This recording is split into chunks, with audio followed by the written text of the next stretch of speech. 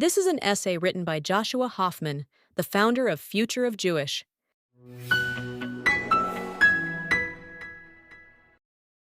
There is no other conflict on earth, none, where the world demands that a nation at war supply its sworn enemy with food, water, fuel, and medical aid. No other scenario where the aggressor can keep fighting, secure in the knowledge that the defender will be pressured to sustain its society.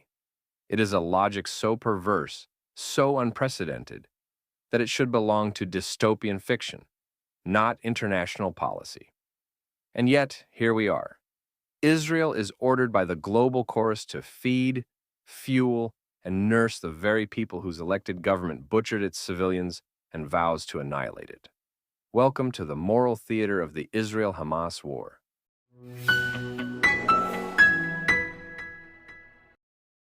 It's worth repeating because many people have a short memory and seem to forget why this war started and who started it.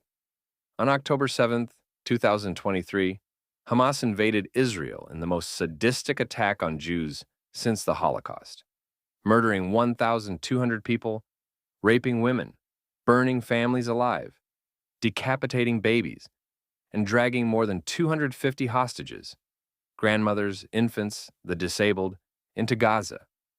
Hamas filmed their atrocities with glee, broadcasting the carnage as a badge of honor. October 7th was not a border skirmish. It was an existential assault, the physical manifestation of Hamas's charter, which calls for Israel's destruction and the killing of Jews everywhere. Israel responded as any nation would with war, not for land, not for glory, for survival. And yet, from the moment Israel began dismantling Hamas, the demands started, "You must provide humanitarian aid to Gaza." Let that sink in.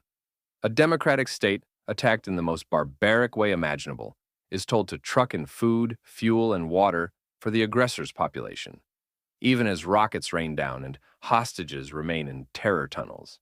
Imagine telling America in 1944, "You may storm Normandy, but please keep Berlin stocked with bread and penicillin."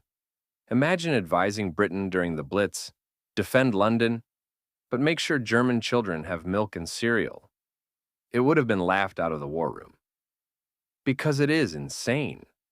And yet, when it comes to Israel, insanity becomes international law.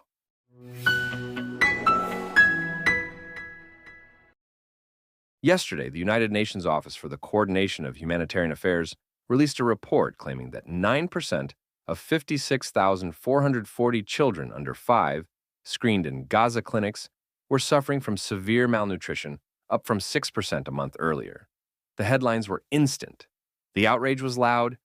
The implication was clear. Israel is starving children. But pause for a reality check. This is the same UN that has spent nearly 2 years screaming about quote-unquote genocide and mass famine in Gaza, claims that have been repeatedly debunked. Remember the early war headlines about Israel cutting off water that turned out to be misinformation? The viral death counts the UN parroted from Hamas's health ministry, without a shred of independent verification. Every catastrophe that dominated the news cycle for days collapsed under scrutiny. So why should anyone believe this new number? Because the UN says so? The same UN whose agencies are riddled with Hamas operatives, whose schools double as weapons depots, whose staff participated in the October 7th massacre. Forgive Israel for its skepticism. And even if the statistic were accurate, and we have zero independent verification, the question remains: who created these conditions? Israel or Hamas? The UN admits that, quote, "dangerous and complex conditions inside Gaza make aid distribution nearly impossible." But who engineered those conditions? It wasn't Israel that dug 300 miles of terror tunnels. It wasn't Israel that militarized hospitals and mosques. It wasn't Israel that hijacks nearly every aid convoy. That is Hamas. Gaza is not suffering because Israel withholds aid. Gaza is suffering because, for nearly 2 decades, Hamas turned Gaza into a jihadist fortress and siphoned billions in humanitarian aid away from the people it supposedly governs. If you care about truth, then you have to acknowledge that the UN's role in this farce is not passive. It is active complicity. Its agencies employ Hamas members. Its schools serve as launchpads. Its staff join terror raids. Yet it positions itself as a moral authority, issuing reports that the global media parrots without question. 9% of children are malnourished, they cry, as if the number came from some neutral, godlike source, rather than a bureaucracy knee-deep in Hamas's orbit. The media plays along because outrage drives clicks, and Israel starving children is a headline that guarantees engagement. Rarely do they mention that Hamas steals 60 to 70% of aid, according to multiple intelligence sources. Rarely do they note that Israel facilitates dozens, sometimes hundreds, of trucks daily despite being under fire. Context doesn't trend. Outrage does.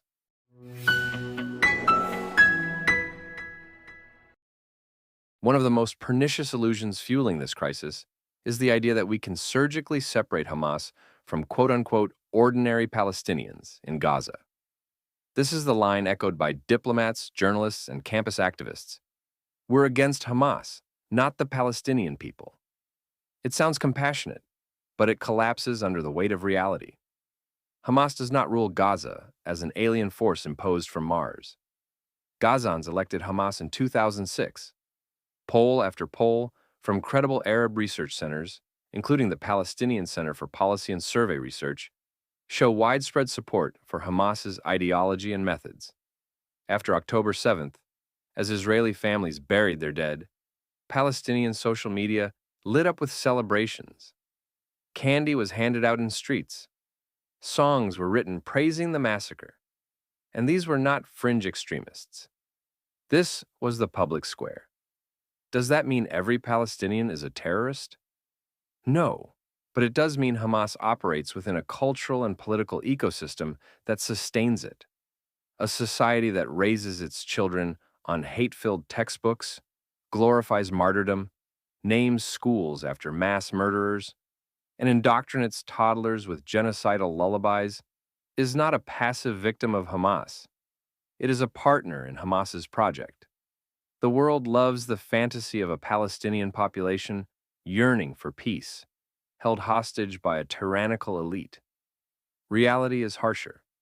There is no firewall between Hamas and so-called ordinary Palestinians. They share more than geography. They share ideology, aspirations, and blood ties. Hamas's fighters are sons, brothers, and husbands of that civilian population. Its weapons are hidden under their homes, its tunnels run beneath their schools, and its rockets are launched from their neighborhoods with consent, or at least without revolt.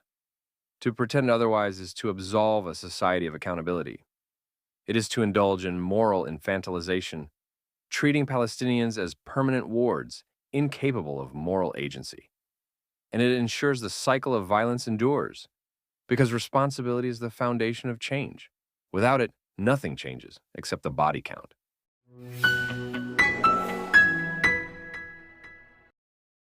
This entire charade is built on a lie that Israel controls Gaza's destiny. It doesn't. Hamas does. If Hamas surrendered tomorrow, the war would end, aid would flow, and every child in Gaza could eat. That's not an opinion, that's a fact.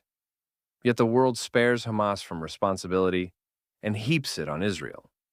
They weep over collective punishment, while ignoring collective culpability.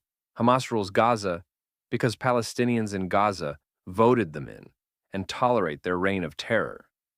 This is moral inversion at its peak, a system where the aggressor is infantilized, the defender demonized, and the burden of virtue falls entirely on the victim. It rewards aggression and punishes restraint. It turns Jewish survival into a moral trap, and it guarantees more bloodshed because Hamas knows the script by heart. Attack Israel, then count on the world to pressure Israel to keep you fed. Let's be clear. This expectation has no precedent. When the US-led coalition bombed ISIS in Syria and Iraq, No one demanded that Washington airdrop food into Raqqa for ISIS civilians. No one insisted the British military ensure fuel deliveries to Mosul, while ISIS fighters executed hostages on camera. The world understood a basic principle. If you choose war, you bear its consequences. That is how wars end. But Israel is denied that logic. For the Jewish state, war must be fought by rules no one else has ever followed. Destroy the enemy, but keep him alive. The result? Endless, grinding conflicts where Hamas hides behind civilians, milks global outrage, and is shielded from defeat. This is not humanitarianism. It is performance art, virtue signaling dressed as policy. Real morality is not about hashtags or UN reports. Real morality says, if you want your people to eat, stop trying to kill your neighbor. Real morality recognizes that the party firing rockets and hoarding aid is the villain, not the one delivering it under fire. Until that truth becomes the baseline, Israel will remain trapped in this cruel farce, forced to feed its enemy while burying its dead, condemned for surviving, and applauded for prolonging its own peril. The world's demand that Israel feed Hamas-controlled Gaza is not just hypocrisy. It is the triumph of symbolism over substance, optics over ethics. It is a moral code so inverted that it guarantees the very suffering it claims to abhor. And until the world stops rewarding barbarity and starts demanding accountability from those who cause this misery, Hamas, not Israel, the cycle will continue.